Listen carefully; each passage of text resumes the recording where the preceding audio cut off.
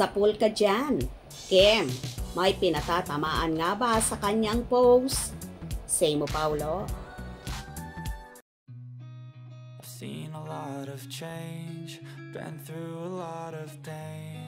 Some things are not the same as they were a year ago, but all will be okay. I move on each and every day. The past. Hay naku, may pinatatamaan kaya itong si Kim Chiu?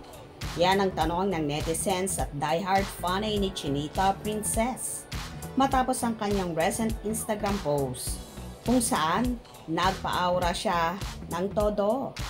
Ang caption ng post niya ay tila may pahaging featuring lyrics mula sa kanta ni Aliana Castillo na Bakit Lakit. Say nga ni Kim, I am your type, I am the vibe, fantasize, stay the night, every night, I can keep all your secrets in my Bakit Lakit.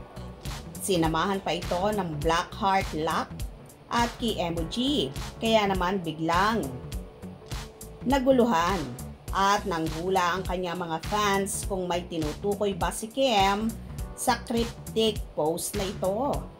Pero ang nakakatuwa, pati si Ann Curtis ay napareact. Komento ni Ann, ang taray na mga ng caption na yan. Sagot naman ni Kim, ha ha ha ha. Sa lyrics yan, Ate Ann. Kabog talaga. Parang isang simpleng post lang. Pero napawaw na ang lahat. Hindi lang si Ann ang napakomment, pati ang mga fanay ni Kim. Kanya-kanyang interpretasyon sa caption at emojis. Say ng ilan, digging this look, especially the lyrics about keeping a secret. It's everything. Habang ang iba feeling inspired, iba ang dating ng heart, lock, at key emoji. So happy for it. Meron pa ngang nagkomento ng sexy ng uyab ni Paulo. Kaya mas lalong umikot ang chika kung sino nga ba ang tinutukoy ni Kim sa kanyang post. Oh well, kung meron man siyang pinatatamaan, mukhang sa atin na lang na mga fans ang paghula at sa kanya ang pag-reveal kung kailan niya gustuhin. For now, ang importante, slay na slay si Kim sa kanyang aura.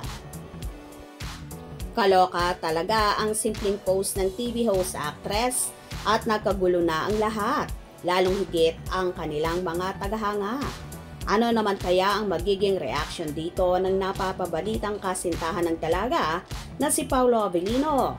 For sure na mangharing siya sa ipunos na yon ni Kimi at in fairness ha, lutang na lutang ang ganda ng dalaga. Hope you enjoyed. Please subscribe for more info.